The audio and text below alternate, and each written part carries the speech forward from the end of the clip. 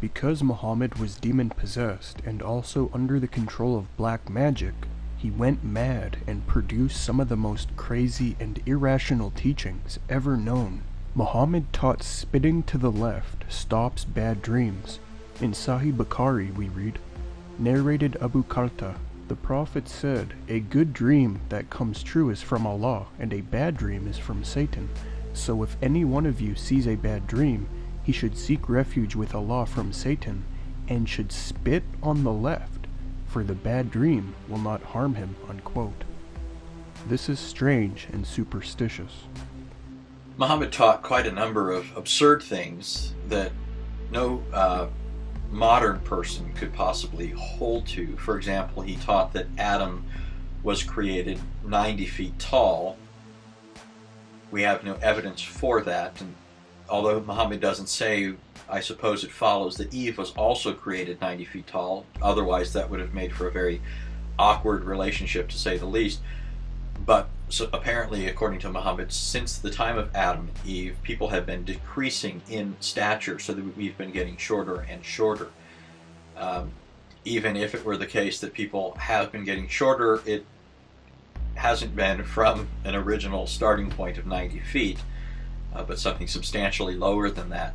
Muhammad commanded a grown woman to breastfeed a younger man she was not married to. In Sahih Muslim we read, Salha, daughter of Suhail, came to Allah's messenger and said, Allah's messenger, I swear by Allah that I see in the face of Abu Hudayfa the signs of disgust on account of entering of Salim in the house. Whereupon Allah's messenger said, Suckle him. She said, He has a beard. But he again said, Suckle him, and it would remove what is there, expression of disgust, on the face of Abu Hudayfa. This is twisted.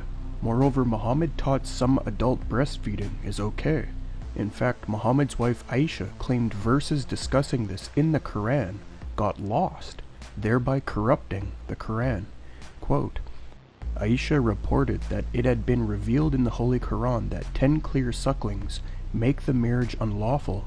Then it was abrogated and substituted by 5 sucklings, and Allah's apostle died, and it was before that time found in the Holy Quran and recited by the Muslims. Unquote.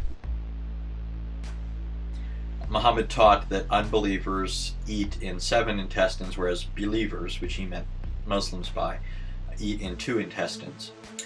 He's taught that people are not to sleep on their left side or on their stomach because Satan sleeps on his left side and stomach. He also taught that you're not supposed to eat with your left hand or drink with your left hand because Satan eats and drinks with his left hand. Muhammad commanded people to drink camel urine.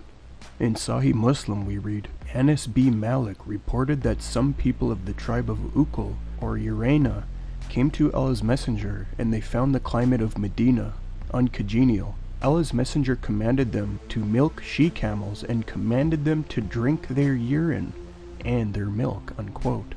We see a similar command in Sahih Bukhari to drink camel urine as medicine. However, according to the Australian Department of Health, quote, the World Health Organization advises that people should avoid drinking raw camel milk or camel urine. Unquote. Now, in the Quran, it is said Muhammad was the seal of the prophets. This means Muslims believe he was the final prophet. Muslims are very proud the Quran says Muhammad was the seal of the prophets. All the prophets have, which Allah wanted to send, have all been sent, and now the Prophet ﷺ, as though he was the last, and he's put a seal on this whole line of prophethood. That is the significance of the seal, but the identity of the seal is where things get quite bizarre. In Sahih Muslim, we're told Muhammad's seal of prophethood was a bunch of hairy moles between his shoulders. Quote, Abdullah b. Sarjis reported, I then went after him and saw the seal of prophethood between his shoulders, on the left side of his shoulder having spots on it like moles. This was supposed to be the proof of Muhammad's prophethood. As Muslim writer Muhammad Sayyid Abdul Rahman said, quote, between his shoulders was the seal of prophethood, which was a sign of his truthfulness, and that he was indeed the promised prophet. Unquote. Yet the biblical prophets did not have moles proving they were prophets. There is no pre-Islamic prophecy claiming a future prophet will have moles. This is a bizarre Islamic innovation and a very inadequate proof of prophethood. Muhammad taught that people who listen to music run the risk of being crushed by Allah with a mountain. Allah could make a mountain crush over them, or he may turn them into apes and pigs. This, of course, is Darwinism in reverse. He taught that you're to inhale water up your nose and blow it out after you've slept, when you wake up from a nap or from sleeping overnight, because Satan lodges in your nose.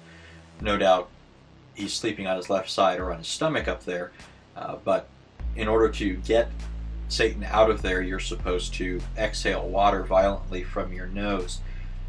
Although embarrassed Muslims interpret this in different metaphorical ways to defend Muhammad, it should be noted the distinguished Muslim scholar Muhammad Khan explains this hadith saying, quote, "We should believe that Satan actually stays in the upper part of one's nose, though we cannot perceive how."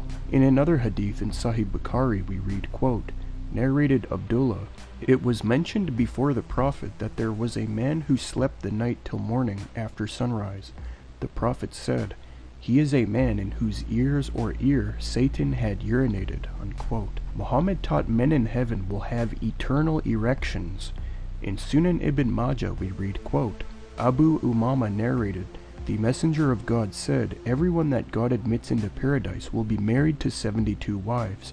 2 of them are virgins, and 70 of his inheritance of the dwellers of hell.